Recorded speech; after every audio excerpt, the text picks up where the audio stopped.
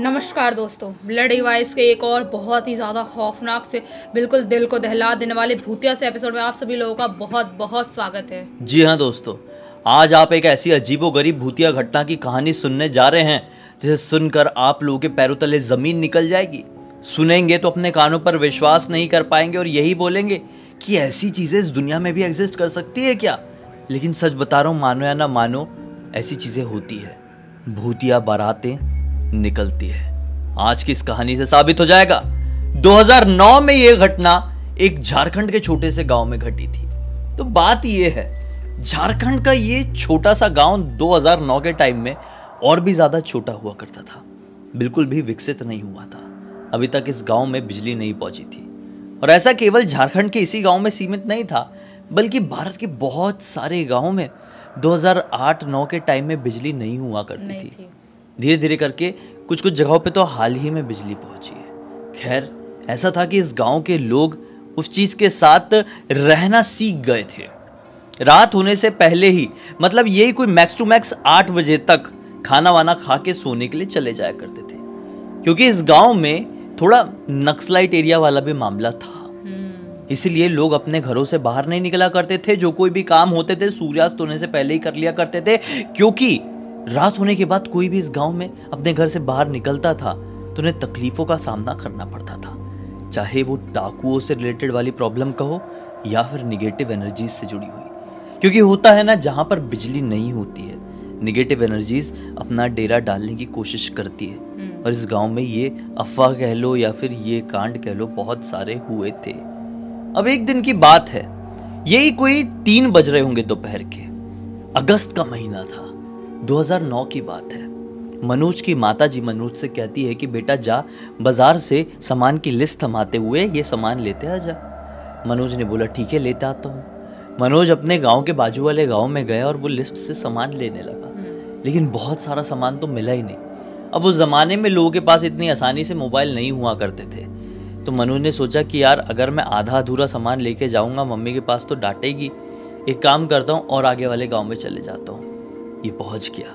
अभी शाम हो चुकी थी और ये अपने गांव से लगभग 9 से 10 किलोमीटर की दूरी पर था। सामान ले रहा था, भीड़ भी थी। पता ही नहीं चला कि कब अंधेरा हो गया, और जैसे ही अंधेरा हुआ बादल गरजने शुरू हो गए। अब बारिश पड़ने वाली थी, क्लियर समझ में आ रहा था। इसका सामान जैसे ही दुकान से पैक हुआ, ये निकलने ही वाला था कि जोरों की बारिश होने लगी। अब लोग तो अपनी तैयारी से आए हुए थे। अब ये तो बच्चा था, ये ऐसा डिसाइड करके भी नहीं निकला था कि इतनी दूर मैं जा रहा हूँ।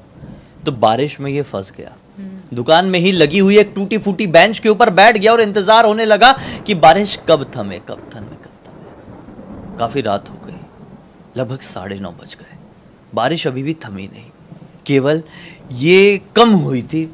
सामान भी ऐसा था कि लेके जाता तो गीला हो सकता था, आटा बेसन ऐसी चीजें भी थी, तो ऐसे तो जा ही नहीं सकता था। बारिश का रुकना बहुत ज़्यादा ज़रूरी था।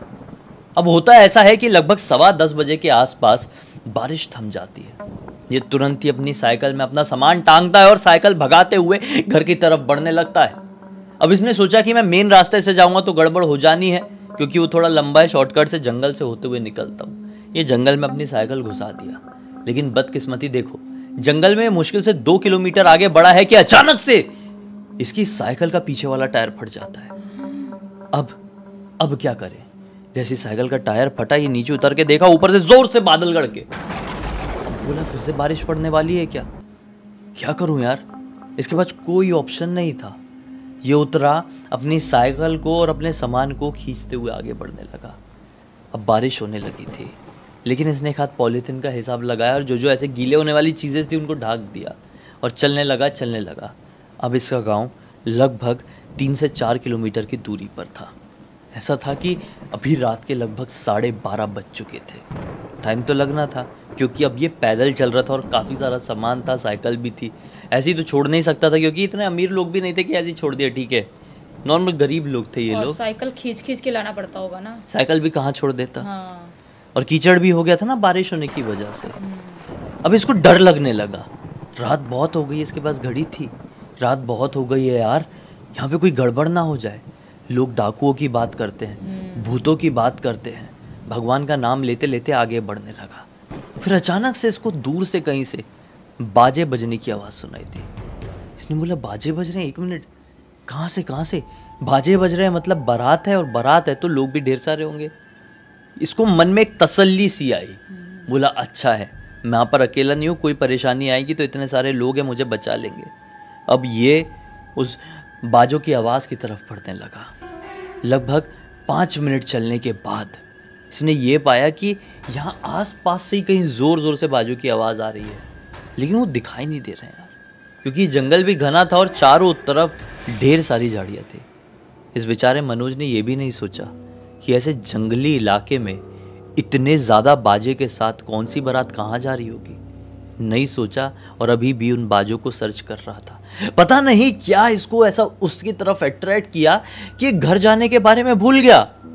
इसका मकसद ये हो गया कि मैं बाजों के पास जाऊं और लोगों को देखूं कौन है। अब ये लगभग और 2 मिनट बाद पहुंच गया उस पॉइंट में जहाँ पे बाजे बज रहे थे। इसने देखा कि वहाँ पे कुछ लोग हैं जो नाच रहे हैं। बोला अच्छा है यार, इन लोगों से जाके हेल्प मांगता हूँ। अपने कदम बढ़ाया। समझ लो मुश्किल से ये 10 मीटर की दूरी पर रहा होगा नाचने वालों से। अब 10 मीटर की दूरी से ही इसने नोटिस किया कि जो लोग बाजे बजा रहे हैं उन लोगों के पैर उल्टे हैं। इसने तुरंत नोटिस किया कि कुछ का तो आधा सर गायब है, मतलब यहाँ तक का ही शरीर है, इसके ऊपर का कुछ है ही नहीं। उसने कुछ लोगों का नोटिस किया कि कुछ लोग तो बिना पैर के हवा में खड़े होकर ढोल बजा रहे हैं। फिर बारातियों की तरफ नोटिस किया। बाराती तो इतने ज़्यादा डरावने हैं, मतलब किसी का सर ही नहीं है, किसी के हाथ ही नहीं है, किसी के पैर ही नहीं है, किसी का चेहरा है तो बहुत ज़्यादा डरावना, कोई वैक्स की तरह पिघलता हुआ दिखाई दे रहा है। बहुत ही घिनौने डरावने वो नाच रहे हैं। अब इसने क्यूरियोसिटी के साथ डर तो गया है और मन में एक वो भी उत्तेजना भी आई है कि देखता हूँ। क्यूरियोसिटी के साथ दूल्हे को देखने की कोशिश किया तो क्या पाया। दूल्हा एक ऐसे घोड़े पर सवार है जिस घोड़े की शक्ल में, मतलब समझ लो शैतान फिट कर दो, बहुत डरावना दिख रहा है। अब ये घोड़ा था कि क्या था, ये कौन सा जीव था मालूम नहीं। और तुरंत ही उसने उसके ऊपर बैठे हुए इंसान की तरफ देखा, यानी भूत की तरफ देखा। तो क्या पाया, उसका जो चेहरा है वो पूरा घोड़े का बना हुआ है। मतलब समझ लो एक तरीके से एक्सचेंज। उसका दिमाग खराब हुआ, उसने बहुत जोर से चिल्लाया और अब भागना शुरू किया अपने घर की तरफ। नॉनस्टॉप भाग रहा है, सामान साइकिल सब यहीं पर फेंक दिया।